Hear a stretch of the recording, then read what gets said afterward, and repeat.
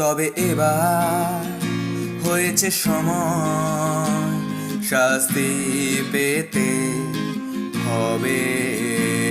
তবে এবার হয়েছে সময়, শাস্তি পেতে হবে।